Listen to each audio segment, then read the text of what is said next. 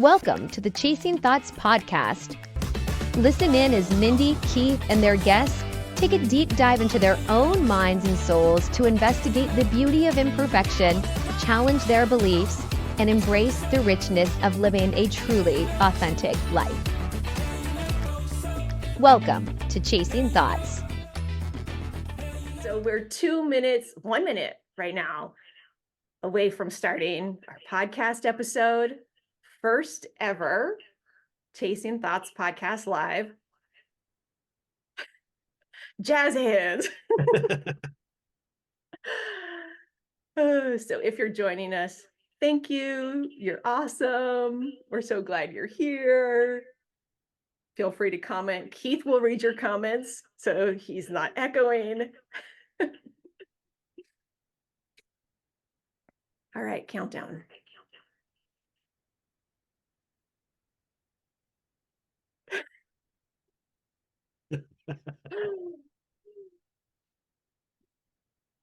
Like waiting for that to hit 10.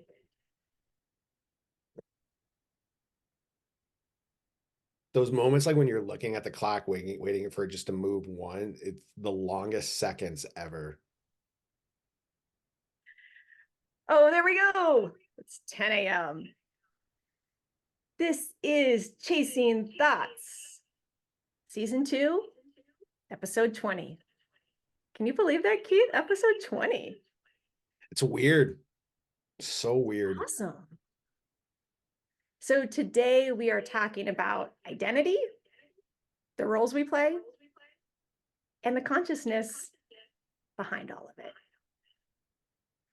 Keith was sharing with me that he recently changed his idea about identity and relationship with identity. Let's start there. Like, tell our listeners about that, because I loved everything you had to say. Okay, so I knew absolutely nothing about identity, I would say like 6 years ago. It never crossed my mind, didn't think about it at all.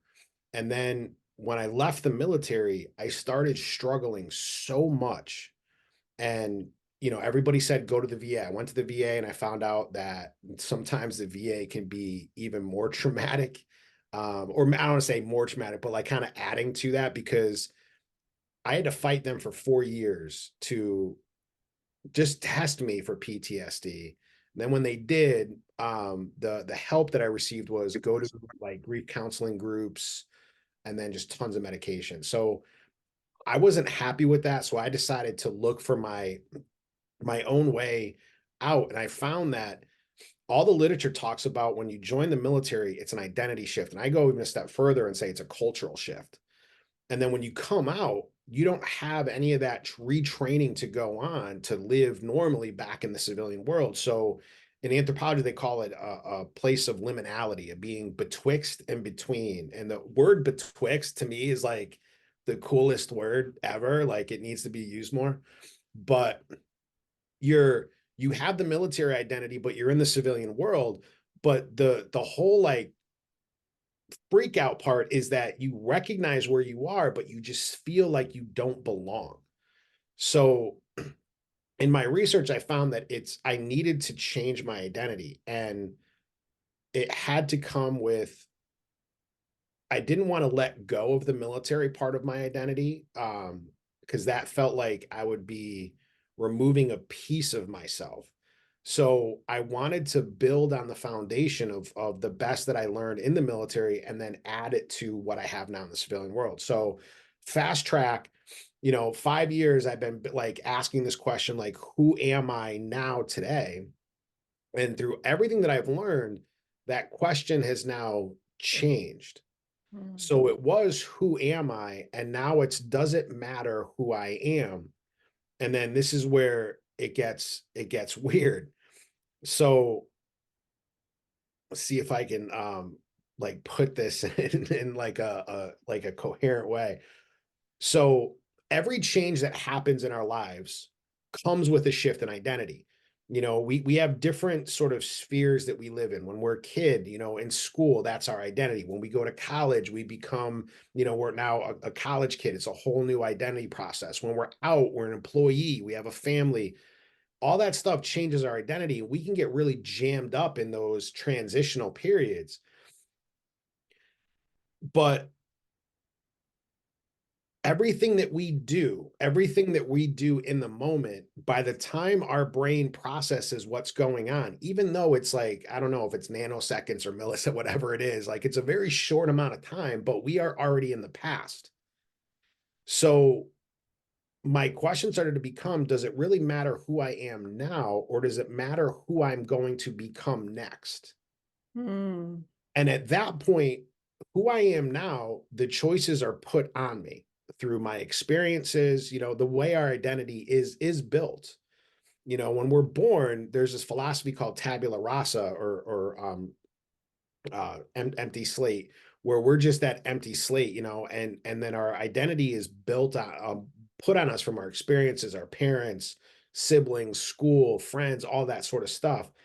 But when I look at who I am now in this moment, I'm looking at, even though it's like those milliseconds in the past, I'm looking at who I was built from all of my experiences. But when I focus on who I'm going to become next, then all these variables open up to me, and I feel a greater sense of freedom and also a greater sense of overwhelm because of all of those choices. And my comfort zone is routine. My comfort zone is not endless variables of who I possibly can be. So that's what I'm starting now to focus on, is not who I am, not answering that question, but focusing on who I'm going to become, remembering who I am, remembering those experiences, keeping that foundation and bringing it forward with me, and building off of that and thinking, who do I want to be in these next moments, and making that choice, to the best of my ability, because sometimes I'll end up being an ass, and sometimes I'll end up, being the right thing in the right moment. But trying to make the best possible choice that I have with the information that I'm bringing forward with me, and then also built off my principles, my beliefs, my values, all that sort of stuff. So that then brought me to the final question of, and I know the answer is both a yes and a no, but does identity matter? Yeah. Like, can we get to a place where we can say I am, and then that's just it? Like, I am just my being, and not have to worry about who I am, who I'm going to become, anything, just being myself, existing. Yeah. Yeah, it's funny because when I knew we were going to have this conversation and I was sitting with my own thoughts, I had a similar exploration to you where I realized that I'm consciousness, and every idea of my identity is just an attempt to understand that or put it in a box, Mm. right? To give it some parameters. And so when I thought, well, what if I just identified with being consciousness, just learning and growing and experiencing life? Then there's some relief because I don't have to be sad if I lose this job or if I lose this relationship, because I'm just consciousness. But then what was interesting is that there's a certain part of this humanness identity that's kind of juicy and fun. I like this. I don't like this. I'm this role. I'm not this role. I don't like this. And so I started to think about identity as like a way that consciousness is playing in this world. I like that. Yeah, like not necessarily good or bad, but it reminded me of this. I don't like gossiping in my life, and I make a rule not to gossip because it's destructive. But there's a part of me that likes the experience of gossiping. So this is why I love, for example, watching crappy TV shows with my mother-in-law, where we can be like, oh my God, did you believe that? She's going to blah, blah, blah, blah, blah. Because I let myself live into this sort of persona that's judgy and gossipy in a way that is not harmful to anybody. And so I was thinking, is there a way to play with identity where I know it's a game? Yeah, I almost wonder if that's sort of the key, you know. I, looking back at a lot of the spiritual teachings, you know, especially, all right, so since I grew up in church Christianity, um, you know, there was a part where Jesus talked about becoming like a little child again, Mm. you know, and almost having that childlike wonder to all this stuff that's happening around us. But we're programmed at a very early age to take on a role, to take on an identity. You know, we're supposed to go to work. You know, we go to school so that we can get a job, and we get a job so that we can come. You know, we can produce and consume and all of that, and then that's our lives. You know, getting into this repetitive cycle, almost like a piece of machinery, you know, that you get up, you go to work, you come home, family time, and maybe like once or twice a week, you go out, you do some hobbies or something, but that's about it. And playing with identity, playing with who we are and letting ourselves sort of transition into different identities, you know, and doing things can bring life, bring energy into us. You know, so one of the lessons that I learned on with psilocybin was that I need a lot more fluidity in my life. Mhm. Mainly, and now granted, like I was for a long time, I wasn't like working out or exercising, so just with back issues and stuff. So I got like all locked up. Um, but fluidity also in terms of identity. You know, Yeah. being able to like move, like what's that famous quote from Bruce Lee? Like, you know, be like water. You know, you put water in a pot, it takes the form of a pot. You put it in a bowl, it takes the form of a bowl, you know. So having that type of identity that can easily shift and manipulate itself into the container that it finds itself in. And And I I think, think the key word there is easily, right? Water yeah, doesn't stay in the shape of a bowl for 10 minutes as it slowly becomes a different shape. It immediately takes on a new shape. yeah, yeah. Now, like, even if like you took a chunk of ice and dropped it in a bowl, because it's like solid like that, but over time, and that's the thing too, like over time it's going to melt and take the shape of that bowl. So that fluidity and that sort of flexibility of our identity can't happen, you know, Yeah. but it's going to take time. And the sucky part of that is it's going to cause so much freaking anxiety and panic and like feelings of discomfort. Like it kicks my ass so much, but I keep that hope, you know, and that belief that at the end of this thing, that flexibility will be there. You Because if say a not, little bit more about the anxiety and discomfort of letting go of identity. oh man, even when I started this business, I had major panic attacks for like the longest time because my identity was I don't put myself out there. I could not be vulnerable. That had to be hidden. So I had to practice that level of vulnerability. And it got to the point where like I thought I was having a heart attack a couple of times. Like I went to the doctor, I was getting EKGs, man. I was getting like all these tests done.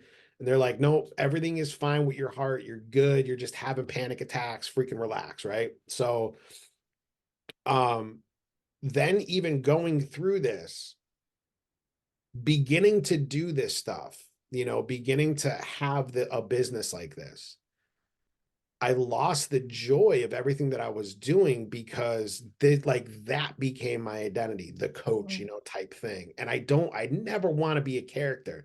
Like I feel like I'm a very spiritual person, but I'm not about to grow dreadlocks. You know, like I don't think I could if I wanted to.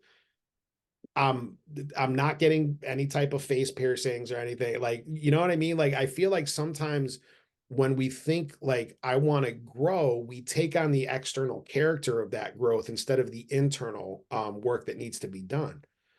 So doing that internal work, it takes us out of our comfort zone. And the crazy thing about our comfort zone is we have a floor, right? So like when things get too uncomfortable, we'll hit that floor and then we'll be like, all right, I gotta work, almost like a thermostat, right? When when the heat in the house gets down too much, at a certain point, it kicks on, right? But what I didn't expect was that as we grow, we have a comfort zone of where we fall in our identity. And as we grow, we're gonna hit a ceiling. And if it gets too hot in the house, like the AC kicks in and it brings us back down.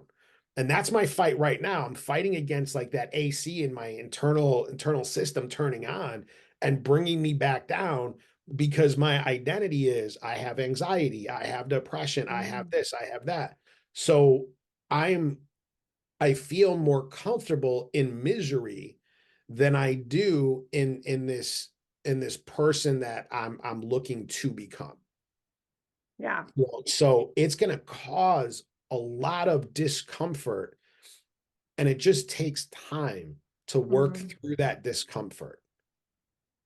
Yeah. And grace for yourself, not going into self Yes. beat up, sitting with it. That's why I think with identity work, one of the greatest tools that has been out there for thousands and thousands of years is psilocybin. Yeah. The bill was just killed in Connecticut, but in Mass, I think they just passed it through where it's going to be voted on. But when I go out into the woods and I'm on that, like I lose all judgment of everything that I judge myself for, and that when I think about, I'm like, yeah, see, that's why you're a piece of shit. That's why you suck. That's why you're worthless. Disappears. Yeah. Um, and it connects me with this like sense of just love and acceptance. And in Yeah. those moments while I'm on it, like that's all I feel, is just love and acceptance for myself as I am. Yeah. And I drop all that judgment of myself. It's a beautiful thing. Yeah. That's similar to another thing I was thinking about is I would say drugs, sex, and mountaineering for me, right? There are like moments in life where I am so absorbed in the present moment that I'm nothing, that I Yeah. don't exist, that I have no concept of self in that moment. And I think that's why people go after extreme sports and things like that, because it brings that. And that's why people go after drugs. And luckily, drugs are being re-identified as medicine in our culture right now so that we can use them in that way. But those are the beautiful feelings when you're just everything and nothing all at the same time. Yes. Yeah. The other thing I think is interesting is when you were talking about becoming a coach and then confronting your ideas of the character of coach, it kind of, when you step into an identity, it reveals what's on your filter. Because I have the same thing. So I step into being a coach, and then all of a sudden, these cultural ideas, what my parents think, what my peers think, I'm thinking, oh, I have to live up to all this. Yeah. But that's not true at all, right? I can define coach as whatever I think that identity is. But man, does it all of a sudden bring awareness to those belief systems. Yeah. It's sort of like, those medical tests, like they put the dye in you and stuff. Like it's like putting dye into that part of our identity, and it shows, where we've taken on other people's, you know, perceptions of who we are. Yeah, that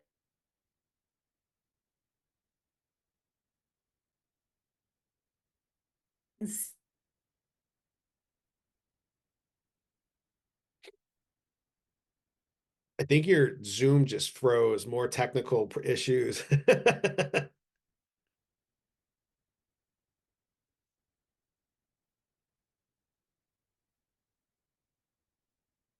Oh no. It's weird because I can't even hear you on my phone.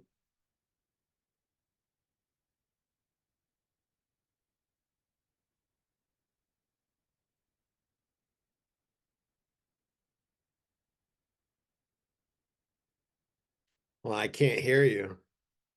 Oh, there you go.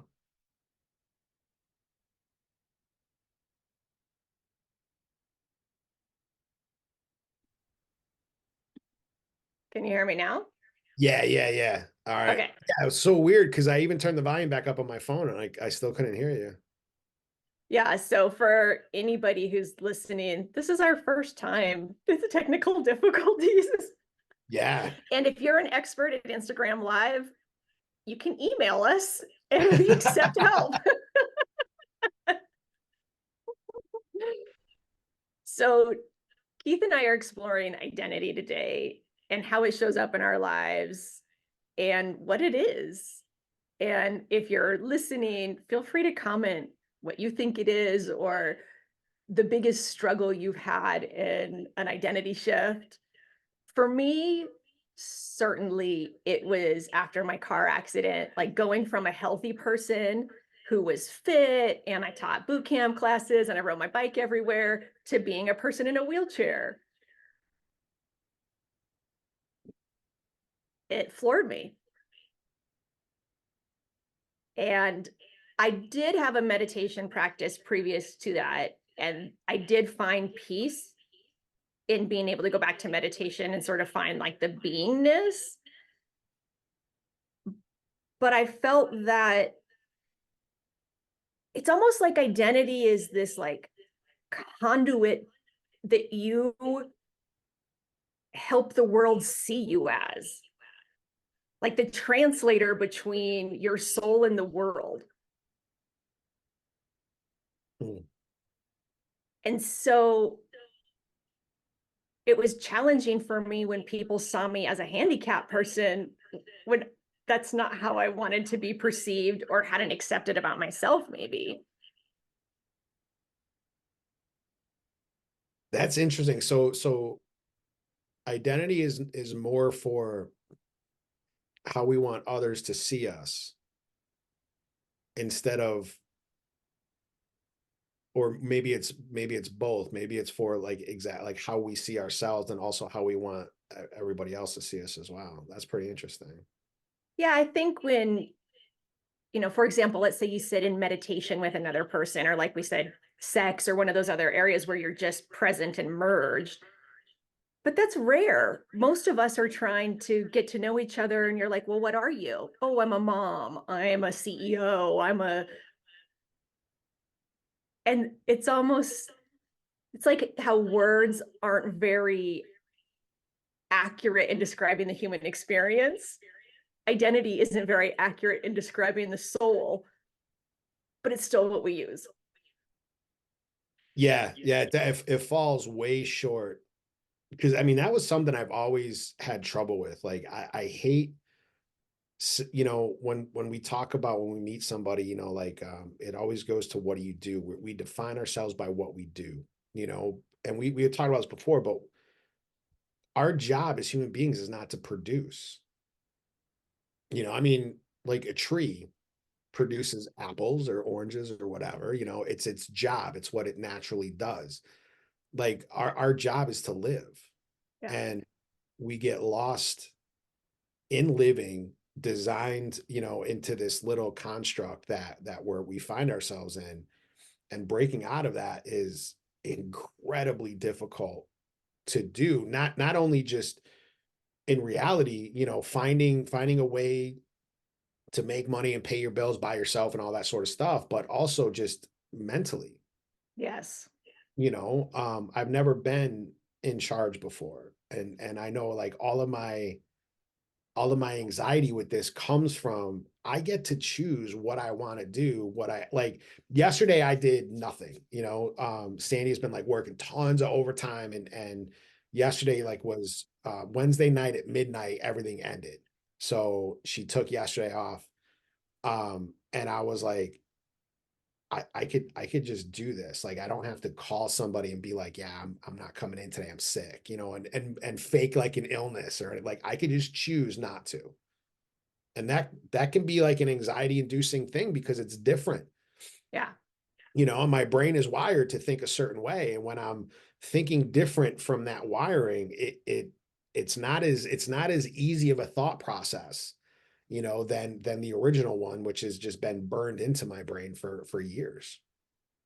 Yeah. And again, you're confronting ideas about a person who rests, or a person who takes time off, or a person, right? Oh, well, the identity of a lazy person is someone who doesn't work every single day, or whatever your thoughts are about that. And you have to confront your filter. Yeah. And I think you brought up like an important point too, which is what trauma does to our identity. You Ah, know, yeah. because I think trauma is basically when it comes to our identity, it is an identity shift in that extreme moment Mm, that happens. And it's one of the reasons why it's so hard to accept what just happened. You know, yeah. with your car accident, even beyond that, when you were talking about like now I'm a handicapped person, you know, going from a mountaineer to a wheelchair. But because you were in the, if you do you mind me talking about this? Yeah, go ahead. You were in the car for a while, right? Before. Yeah, I was trapped in Oh, the car for almost 3 hours, like bleeding out internally. The like, seatbelt cut me in half, basically. and do you remember like what was going through your mind at that time? Was it just like pure shock, which I'm sure it was? You know what's funny is I don't have any memory of it. But what was strange is about 6 or 7 months later, this guy came to fix my fireplace. And he's like, "Oh, you're the girl that got in that accident." And he goes, "Yeah, I talked to you. I was right behind you and I pulled over." And it was so cool because he told me that I was talking to him and described our conversation, but none of it is in my memory. So And my animal part showed up and yeah, communicated and did things for me, and I disappeared in the intensity of the situation. yeah, yeah. Because like when that fight or flight response kicks in, certain parts of our brain shut off. You know, like because generally when it evolved, you know, if you're running from like, I don't know, a saber-toothed tiger or something like that, you're not going to stop and have a conversation. So that part, the communication part, like that short-term memory, it all shuts off, you know. So it's so strange to see like how you had no memory of that conversation, but even though you still had a whole conversation with this dude. Yeah. And then afterwards, I'm sure it was so hard to accept that this actually happened. Almost like your brain is trying to tell you, no, no. So trauma is an identity shift, like that's just almost like a hammer. Do you ever see those dudes that can like take a nail and just with one swing? Like I've never been able to do that because my nail would always like just bend in half, you know. But that's what like I think trauma is, you know. And so then you have an extra step of accepting what happened, seeing how that infects. Well, I guess maybe that's a good word, affects your identity, and then those things that are going on now afterwards, are they serving you, or is it more of a limitation in your life? Yeah. And that takes time to process. Hmm. You Yeah. know, like I remember going to school and I would be I would show up for class an hour early. You know, if I wasn't there at least 45 minutes before the class started, like the anxiety that I would have, and I would have to be right at the door, you know, waiting for the first class to get out so that I can get in and get into the one of the back corners of the classroom. And if I couldn't do that, like I would leave class, Yeah. you know, and then plus on top of that, I always had an orange soda and then I would put orange flavored vodka in it because like nobody ever thinks you're spiking a drink if it's an orange drink. Like, you know what I mean? Like you don't think of that. Like that's my theory at least. So yeah, I always had a drink with me just to kind of settle those nerves. And yeah, you pointed out that identity is so complicated for us as humans that we self-medicate around it because it's so scary to confront change in our identity. Yeah. Yeah. Yeah, I was telling Keith about this, but I want to tell our listeners too. I've been reading Out of Your Mind by Alan Watts, which I'm loving. And in it, he talks about how in Western culture, we live under these like two mythos. Either you believe in a creator and then you are the created, or you believe in the Big Bang, which we are the end result of. And how both of those are limited thinking because it ends in a product or an identity, when the truth is that you're growing and evolving, that you are the Big Bang happening, right? Like if you were in slow motion, you could see this happening. And so putting identity on it, it's just limiting and inaccurate, right? Because really you're all the things in this huge conscious view. And yet we go, no, I'm going to get obsessed that I'm a handicapped person now, or I'm not a mom anymore, or I'm not, the president of this company, whatever it is. And it's like, how do you get back to that rest of just space? So I was thinking about that last night, and about and I completely forgot to bring that up, because I was like, that was like one of the coolest things, that we are still the Big Bang happening like in the moment. And that kind of, I think, speaks to like that whole thing where identity is being created as we move along.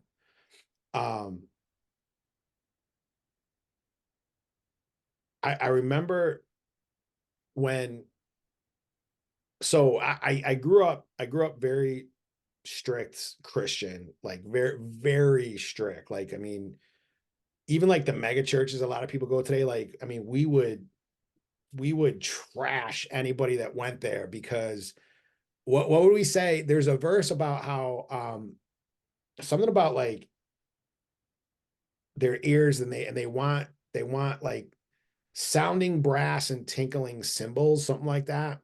And we would turn it like, so whoever would preach would be like, yeah, all these Christians nowadays, they just want to hear from Dr. Sounding Brass and preachers tinkling cymbals, or something like so cliche. But I found my way out of that, and I felt more alive, and then like, especially like the verses they talk about, like the blinders falling off your eyes. I feel like that actually happened when I stepped away and I opened myself up to this idea of consciousness and what it actually is. And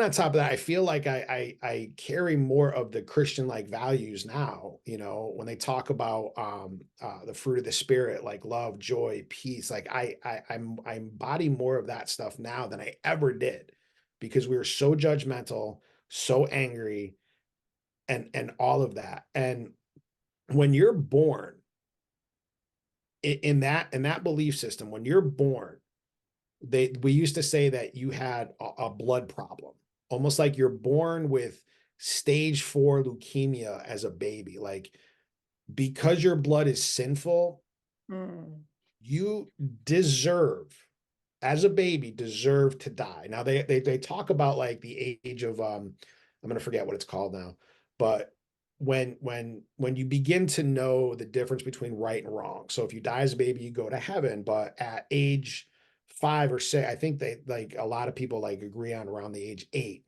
If you die at 8 years old, then you go to hell, because that's what you deserve. So then you have the choice, you either get saved or you don't, and then they say it's free will. But is it really free will if at the moment of your birth you deserved eternal damnation? It's like, to me, it's really not. But on the other side of things, looking at it from this point, as I'm born blank, everything that is going on in my life, that life just, because life is just going to bring you stuff into your life that you have zero control over. And everything that comes in, though, is adding into who I am. Yeah. And it's helping me create that next version of myself that may be 10 years in the future, or maybe 10 minutes in the future. And that, I think, is the thing that, from that whole thing, like, we are still like the Big Bang happening in the moment. Like, I fell in love with that idea, especially because I'm such a science like nerd and stuff. I love that stuff, and I love being able to not be defined by being a scientist, like where I can play with my imagination, where a lot of scientists would be like, no evidence of that shit, so shut up, you know? And I'm like, no, we can do this, man. We can like think these things and just imagine. And to me, that's what being a seeker is all about, you know? But yeah, so I started to see that like, man, yeah, I am every moment of my life, I am being created, you know? And there's that saying like, you know, from the moment you're born, you begin to die. True.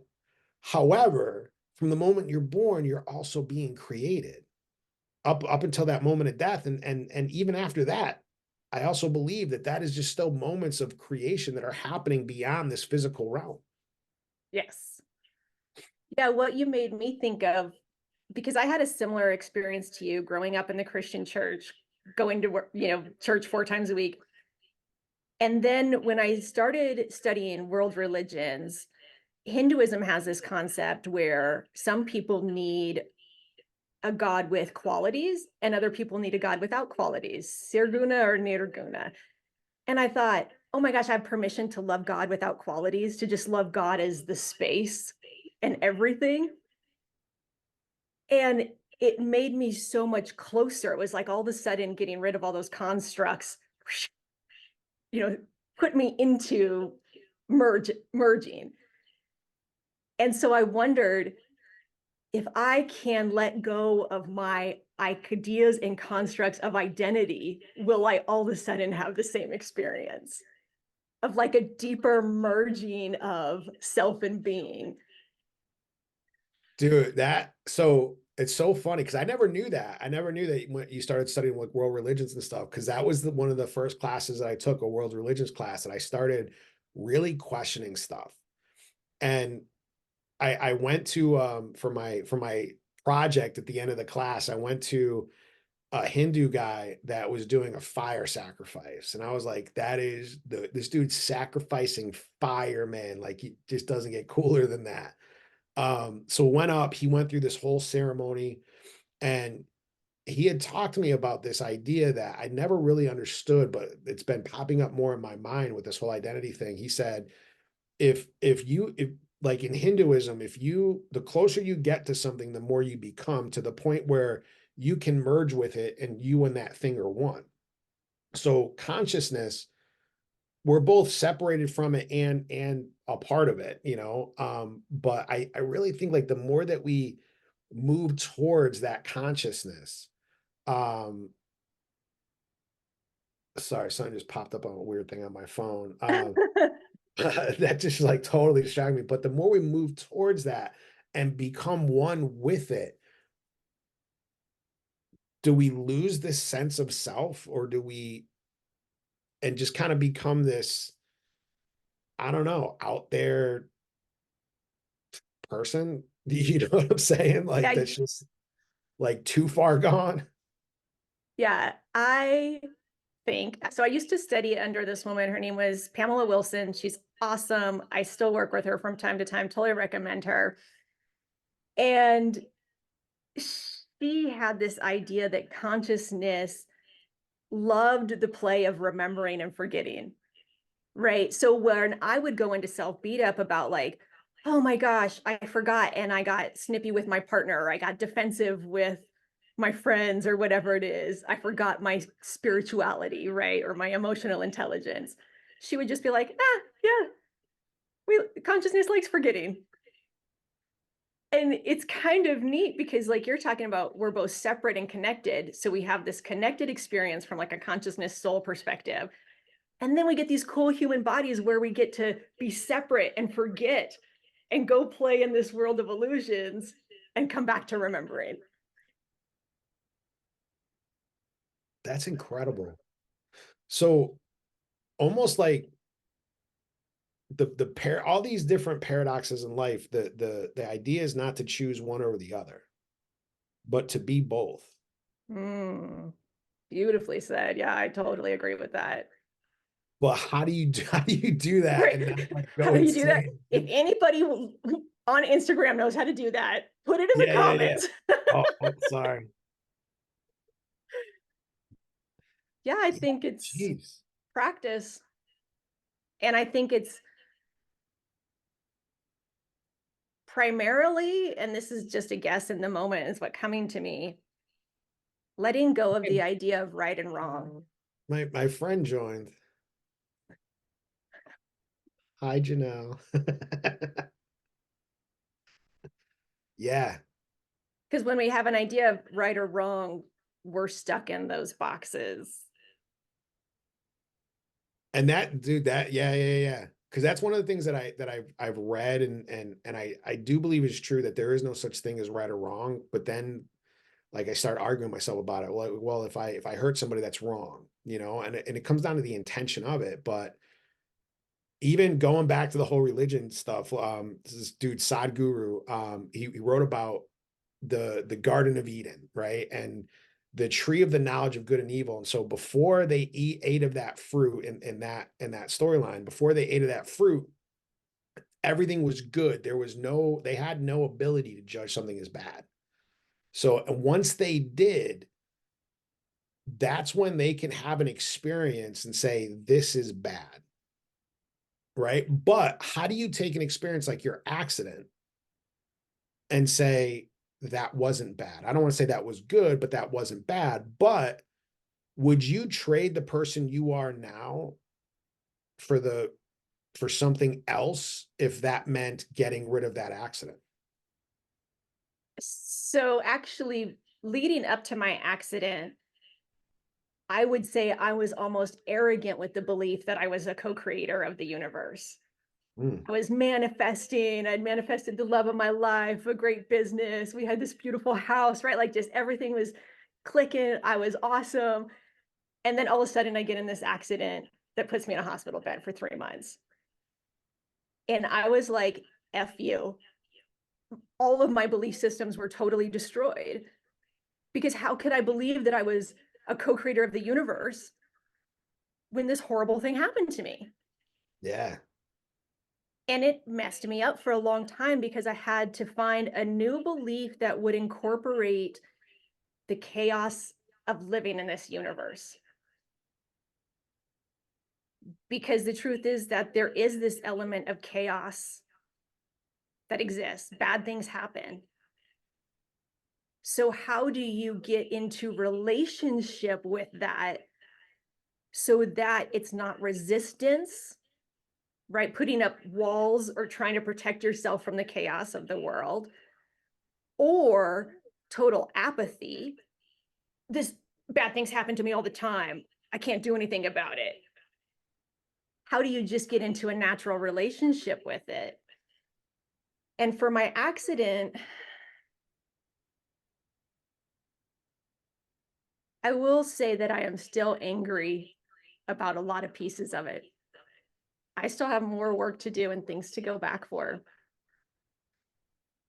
And also the ability to be present and to do better, deeper work with my clients. Yeah, there's no way I'd take it back. So like you said, I can both be effing pissed and filled with gratitude at the same time. And that's what's cool about being a human, man. We can feel those opposite things at the same time. So it's almost like I mean, being human is not a singularity. Mm-hmm. I think that's true. But wouldn't it be more comfortable if it was? If we Oh, could just hell say this yeah, dude. thing. Yeah, like, this is just who I am, and like, I just accept that and go. But like you had said too, like, there's things that you're still very pissed about. And I think that's an important thing too, because especially as you're trying to do like work to change who you are, um, and undo like all the bullshit like in our lives that we have taken on. I think a lot of times it's easy just to be like, yeah, this is what I'm supposed to do. This is how I'm supposed to think. So this is the way I'm going to think. But yeah, I'm still pissed. You know, instead of denying that and just being like, what I'm supposed to be like, I accept everything that happens to me, like when we met with Angela, like on grieving, like her ideas on grief were just blew my mind. Like that we have to constantly cycle through this. And sometimes, like the ocean, the waves are going to come in nice and calm, and it's still grief, but then sometimes it's going to be like a storm and come in and just destroy you. Yeah. You know, and that could be 10 years later, 20 years later. I think you're absolutely right. And I think the biggest bullshit is the idea that we should be different than we are in any moment. Right? Of course, you can always choose happiness over dwelling on something. But for me to go into any sort of self beat up that I haven't healed completely, or that I have this anger, or I shouldn't have this anger, that's just more layers of BS. So when we beat ourselves up like that, I think there's this cultural belief that by self beat up, we are making ourselves better people. And it couldn't be further than the truth, right? Like self acceptance and talking kindly to yourself, you're getting closer to the root of the issue and making it easier for yourself than beating yourself up. And that lesson, oh my gosh, I feel like I've been learning that lesson my whole life. I have a really smart thinking brain that loves to beat me up. Oh yeah. Yeah, dude, like half the stuff my brain tells me, if somebody else said that to me, like I'd be swinging, you know, I'd get my ass kicked, but I would swing first, you know, but my brain says it. And then I'm like, oh, that's true. You know, like, and then I just sit on the couch binge watching The Office for 18 hours, you know, like, Yeah. yeah. And I think that's the thing, like when it comes down to it, because our misery can also be a place of comfort. It's a like, our comfort Yes. zone, like I heard this thing a while ago, our comfort zone just has to be familiar. It doesn't have to be comfortable. And I can spend so much time in that familiarity of misery. And when it comes down to it, and I've searched like from the beginning of of my whole journey with this, I have searched for the answer of how do you do this? You know, how do you step out of that? You Mm. know, and from Terry Tucker, just you got to do the hard thing. And I was like, nah, I want an easier answer, man. You know, Mel Robbins, like with their whole 5, 4, 3, 2, 1, and then move like to even my shrink at the VA. I last time I went and saw him, I asked him that, and he was like, when it comes down to it, he said, out of all the years I've been working with Ben, when it comes down to it, you're either going to do it or you're not. So when it comes down to it, it's that binary choice. It's a 1 or a 0. It's a yes or a no. You know, and not to say like if you get stuck in the no, I'm not going to do it. No, it just like that's a part of that growth that you have to happen. You know, and that's one of the things that like again, another paradox, because as you grow when you're older and you're doing some messed up stuff, like you get blamed, you know, like but a little kid, you would be like, no, don't do that, you know, like or whatever. Or if they're trying to walk and they fall, be like, what are you stupid bitch? Like get up, you know, like all this stuff. But that's like we do it ourselves. Like it's just we need to like normalize being okay with not being as great as we imagine that we need to be. Yeah. And that totally goes back to what I was saying about that Alan Watts book is when like you said, when there's a kid, you're like, this is a growing human. So I'm going to be compassionate. I'm going to explain, right? I'm going to give it multiple chances. But once you're an adult, you're a product. You have arrived. Yeah, So you yeah. need to be this. But when we take that view of being like constantly growing, still being the big bang in process, then we go, oh, of course I'm going to be messy and growing my whole life. Of course, compassion is needed with self, right? This idea of being a finished product is so destructive to our psyche because it's so untrue. All right, so here's a question I'm going to ask you before you ask it to me. So, what do you say? Because we're both sitting, like we both have our own issues, but you know, I'm nice and comfortable. You know, you're in your nice office. You know, everything is good. So, what do you say to somebody that is living through the hell right now? That like hears this and is like easy for you to say. It's a really good question. That's why I wanted to ask you before you got it to me. So first, I want to say that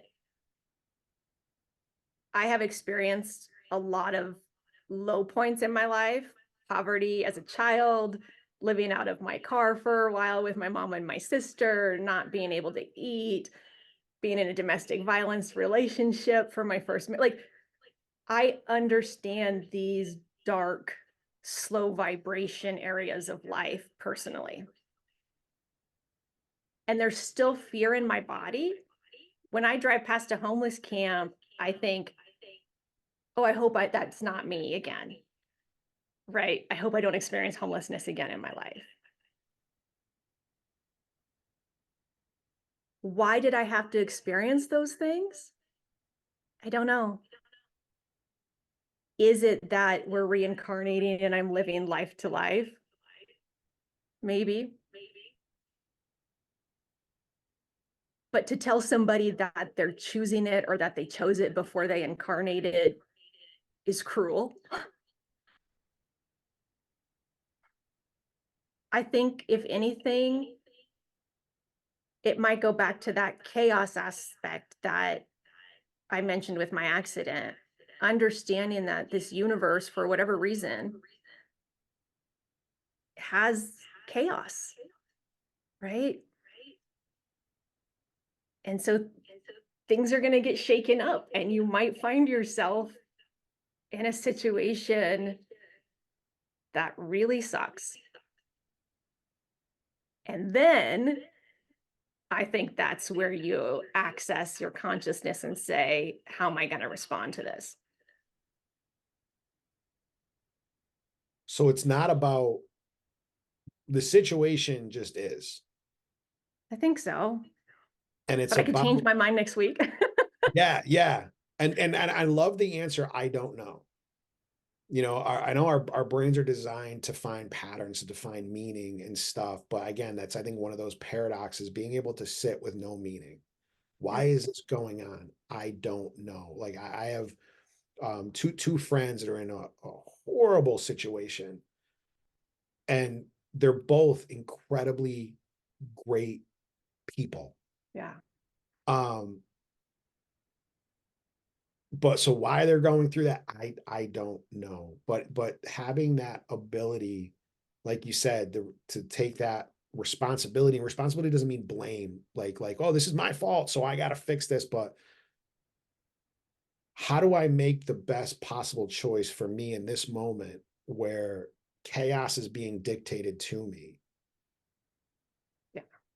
And how do I do that? Like, I think that is, it Yeah. sucks, but it's sort of comforting to me too. You know what I mean? Mm-hmm. I love the definition of responsibility, my ability to respond, Yeah. right? And I think what's key about that is, for me, having practices and self-care routines and whatever else I need so that I can stay connected to myself. When I'm connected to myself, I know what to give myself in the moment. When I allow myself to become disconnected, I'm lost. When something bad happens to me, I don't know what to give myself. And the funny thing about what to give yourself is sometimes it's hard discipline and forcing yourself to deny yourself that thing or go do that thing, and it's harsh. And sometimes it's soft. Mm.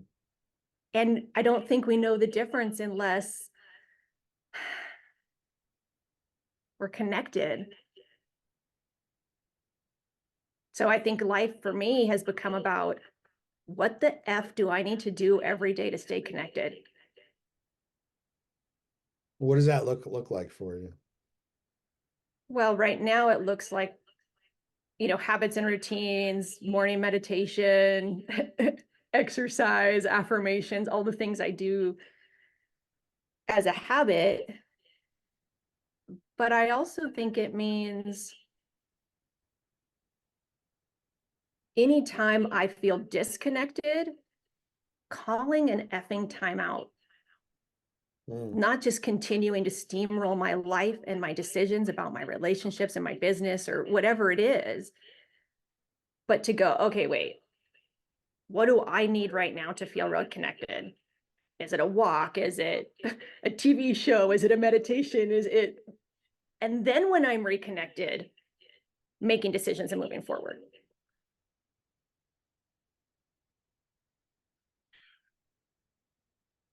It's like my ability to respond is the thing I cherish the most and want to keep that working well. Yeah.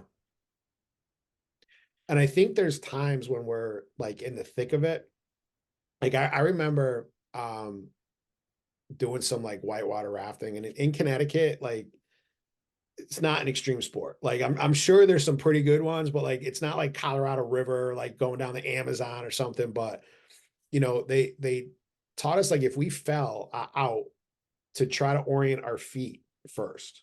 Mm.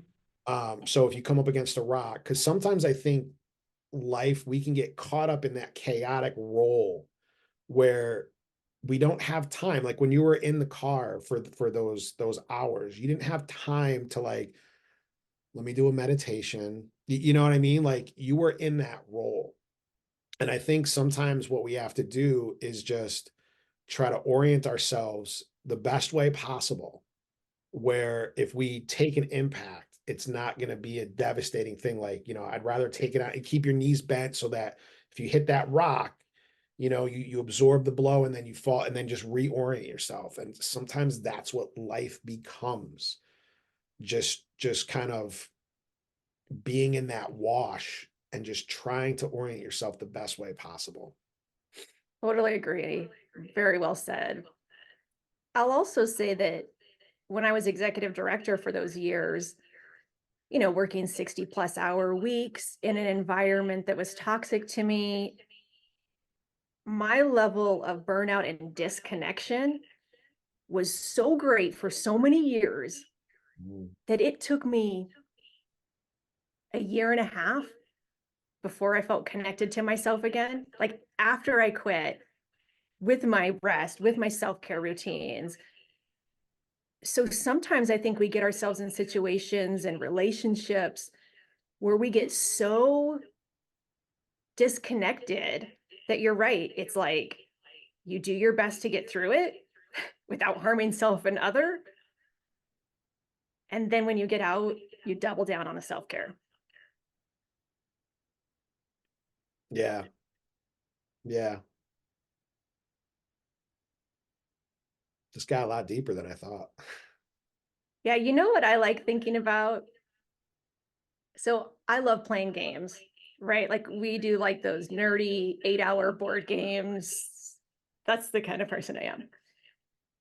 And what's fun about those games is the challenge. Yeah. Playing Candyland is effing boring. And I always try to remember that because I keep getting this idea in my head that if life was lollipops and rainbows, that I would somehow be more fulfilled or happier. And I just don't think it's true. Like this stuff that we're talking about, going through the whitewater, getting out, healing, going through it again. There's some fulfillment to that. And when I find myself having more acceptance of that, I guess it's not so bad. But the resistance to it sucks. Yeah. Yeah. That resistance to it, I think, is what causes us most of the misery that we feel, because it just creates friction. You know, like when I started, I had never heard of a white hole before. And I know we talked about this before, but so a black hole sucks everything in, you can't escape it. And it all comes to a point of a singularity, you know. But a white hole starts off as a singularity, nothing can go in, everything comes out, and all of like, so they believe the Big Bang was just a white hole, you know. They've never seen this object, it's just theoretical. But I always thought about, you know, our life, especially with that sort of duality that we have, and the paradox that both are true at the same time. We spend most of our time trying to claw our way out of a black hole that is Mm, impossible to do. And all we do is we tire ourselves out with that climb that we're trying to make. But if we can turn and face that singularity, which to me is the fear of the thing, whatever that is, and we move towards it, we can move past that singularity, and on the other side, life just explodes out from it. But yes. that is such an incredibly hard decision to make, and it's not a quick journey as it would be if you actually went into a black hole. That should be your like tagline for your life coaching business. Like face the white hole and become the prism on the other side. Like that. I help people go into white holes. I just have to be careful, like the wording with that. That can get dangerous. Let me show you my white hole. Like, yeah, no. That's essentially healing, right? Like Yeah. facing the darkness, the ugliness, and getting through on the other side. So I love, like, I know everybody, I don't know, do people still hate Will Smith? I have But always loved Will Smith. I was just listening to like Fresh Prince yesterday in my car. yeah, yeah. Oh yeah. I like him. I feel bad for him, it's with some things, but on a show where he was doing a lot of sort of adventure type things, that scared the crap out of him, which is so funny because he's always playing like these superheroes or whatever, but like in reality, he has just all the fears that everybody else has, but there was a quote from his grandmother that if we can walk towards and move through our fear, or there's beauty on the other side of fear. Mm. And that to me, that is my hope. Like, so Will Smith, if you're listening, your grandmother has become like the light at the end of the tunnel for me. That saying, that's what keeps me moving forward when I don't see whatever the hell this is going to become. Yeah. And not to go down another rabbit hole because we're at an hour, but that's what's so dangerous. And we've talked about this before with like the toxic positivity movement Yes. is when you gloss over things that are ugly and dark, you throw away the gift in those things.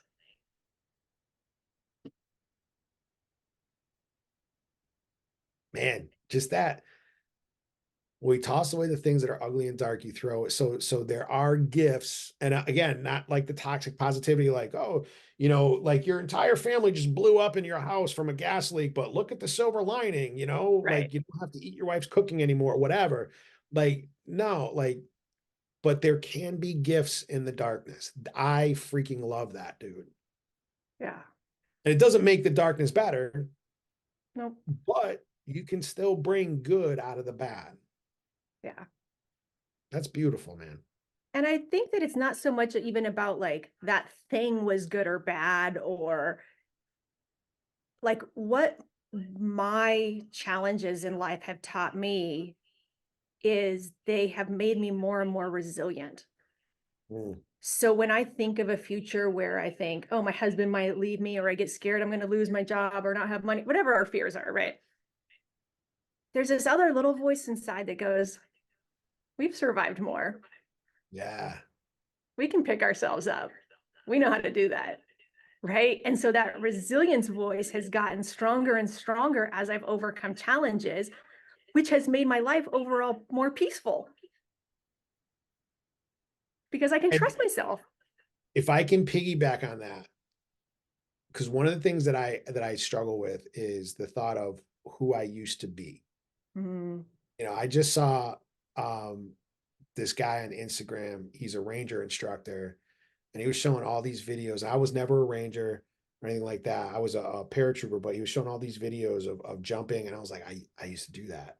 Walking through the woods with the camo, the weapon. I'm like, I used to do that, but I spent the last couple of decades kicking the shit out of myself. I used to do that. What have I become? mm, But that guy that did that guy that like felt unstoppable is still there. covered under layers of processed food and arthritis at this point, but is still there. And that starts with a mindset. Yeah.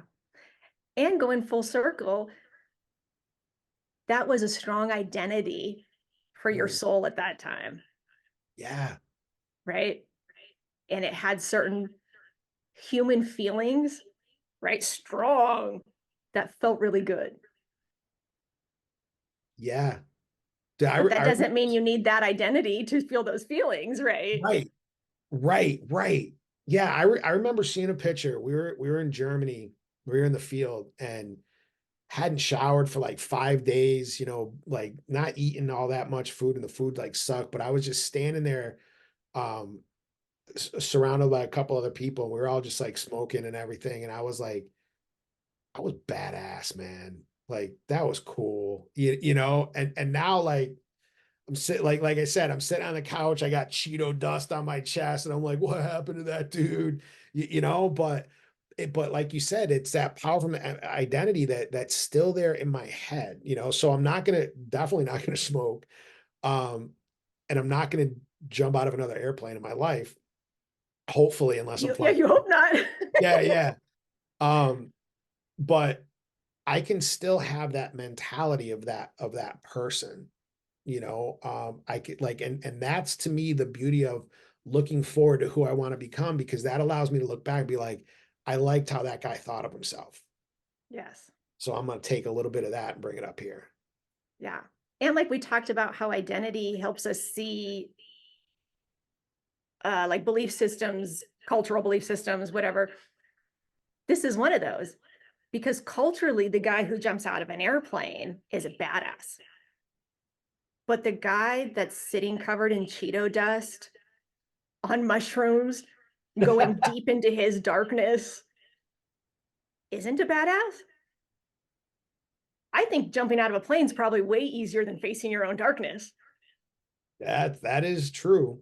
Right. But our culture doesn't celebrate that or talk about it or even accept it as something that humans need to do as a necessity. Yeah, Imagine if we and everybody just believed that facing their darkness made them a badass. That'd be such a cool cultural belief. that's why I love anybody who's listening, check out Crack the Code. He was so cool to talk to last week. Oh, Ryan. Somebody- Yeah, he was awesome. yeah. And the fact, so I went on his website. His testimonies are from police officers that have arrested him, probation officers, therapists that have worked with him, you know, and I'm like, man, what strong testimonies, because you take someone like that and you're like, no, they're just a bum. They're the type of person, like, best thing they could do is like figure out some place to go hide so that we never deal with them for the rest of our lives, but he took all that pain and that hurt that led him down that path. And even he said like he had a good life. There was bullshit in it, but all in all, it was good, and then he turned it around, and you need more people, like you said, because he even said like, and I'm not big into the whole I'm an alpha male, like, because to me, like, an alpha male is not somebody that is going to care whether somebody thinks they're an alpha male or not. You know what I mean? So like Right. all this, like, I'm a tough guy, I'm not going to be all right, whatever. That's just to me all bullshit. But here's a dude that took all that pain and hurt, faced his darkness, and turned it into this amazing thing that he's now spreading his message outward for other dudes that are in similar situations. Yeah, I'm just going to recap his story for anybody that's listening. So, this was our guest last week, Ryan Skinner. He was sort of an idiot savant as a child, had this way with numbers. He was in magazines as the whiz kid on Wall Street. And then, as he became an adult, he ended up being a heroin addict and being on the street for years. And didn't even mention stabbing someone while he was in jail. Yeah. Like some crazy story. Ended up getting out, healing, getting sober, and now he has a whole nother mission in life. And his story was so dang cool. Oh my So God. Yeah. if you like the idea, go back and listen to last week's episode. Yeah. And just like the name of his thing, like Crack the Code, and And yeah, that's kind of what we're talking about, right? Like cracking is a good thing. Yes. Yes. Like, I mean, just like water can take on the shape of ice.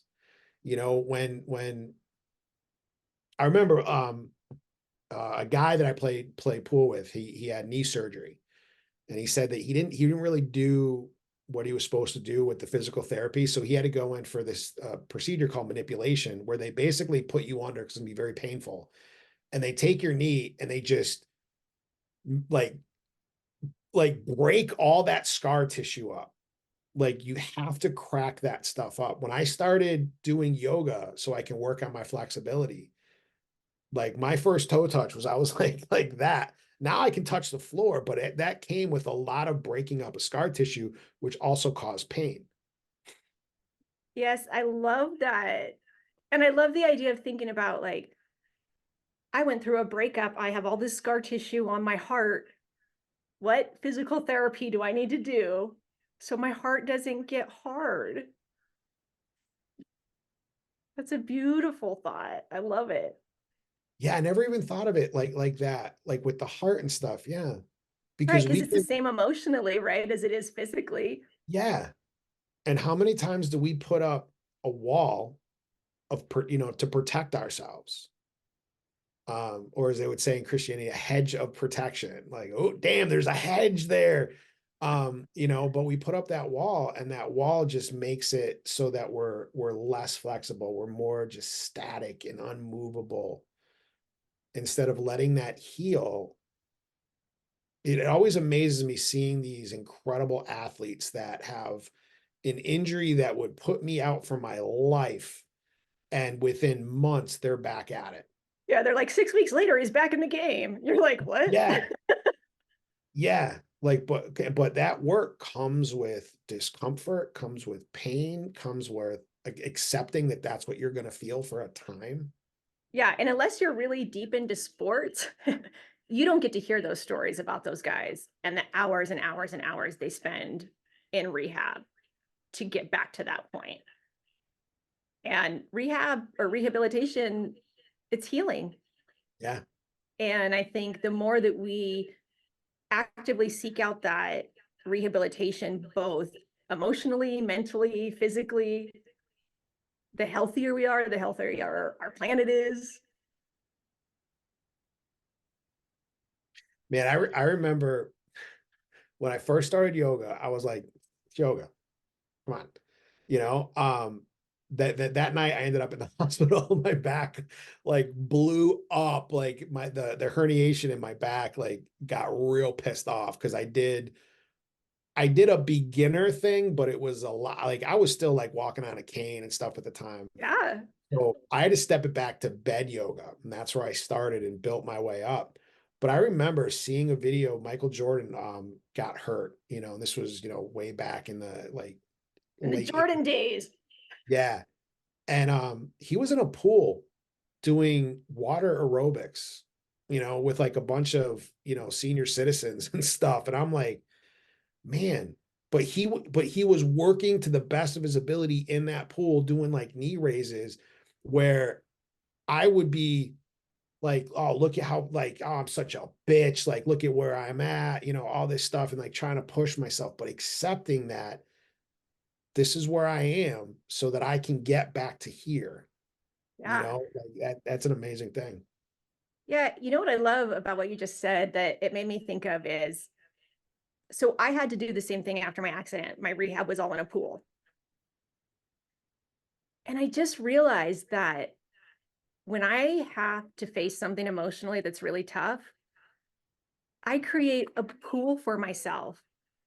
People who love me, soft blankets, tea, right? Like I create this soft, buoyant environment for me to go in and do some work.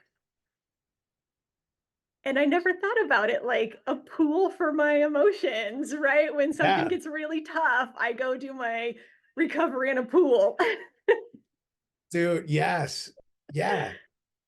Dude, Sandy, for my birthday, Sandy got me a t-shirt that it's for mechanics, but she didn't get it to me for me because I'm a mechanic. Like I can't, like no. But it says, I can't. I have plans. I'm in the garage. And she had found one because like all the shirts had like tools on it and stuff. And then she found one that just had the words. And it's like a private joke between us because I don't smoke cannabis in the house, just because like she hates the smell of it. So I go to the garage. And there was times like it took me 2 years of research to show her what it can do. And then it got to the point where she would be like, go to the garage. So like that's my pool. I go out there, I put on a documentary about nature, space, whatever, and then I just sit there and smoke. And because that's the thing about cannabis, like it makes us introspective. So I would go in and just focus on gratitude. And it was such a beautiful feeling. I didn't expect it to stop what I was feeling, but just to use it to focus on something amazing, and that's my pool. But I think your Zoom froze again.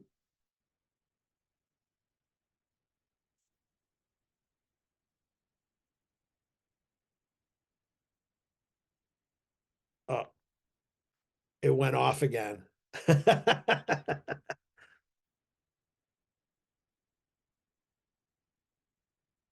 Oh, now your Instagram went off. Oh no, now it's just me. Oh, there you are. Well, see, it's the universe saying, "Hey, you're over time." Yeah. Ready to join. This is our first live. It was super fun. Thank you for joining us. Are we gonna do that again, Keith? Are we gonna go live again? We should do this every once in a while, right? Yeah. It was pretty cool. Like, I mean, I think like the max people we had like 3 people, but still, that was so cool. Yeah. It's the whole start, man. Like, it's Yeah, pretty so cool. I'll say, if you liked sort of our exploration, Keith and I explore every single Friday, sometimes with guests, sometimes not. We usually try to have a guest every other week. And then our episodes post the next Friday, and you can listen to the podcast on YouTube or Apple, Spotify, wherever you get your podcast. And we'd love for you to join us, because the more people that we have just exploring what it means to be human, the more wisdom can arise. Yeah.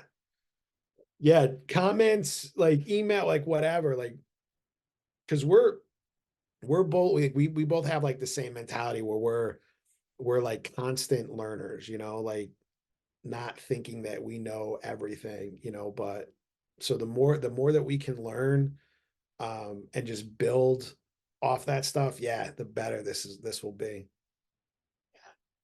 All right. Thank you, everyone. Thank you for listening to the Chasing Thoughts podcast. Please support us by liking, subscribing, or leaving a review or comment. We would really appreciate it. If you'd like to be a guest, we would love to explore life and what it means to be human with you. Please email us at chasingthoughtspodcast@gmail.com.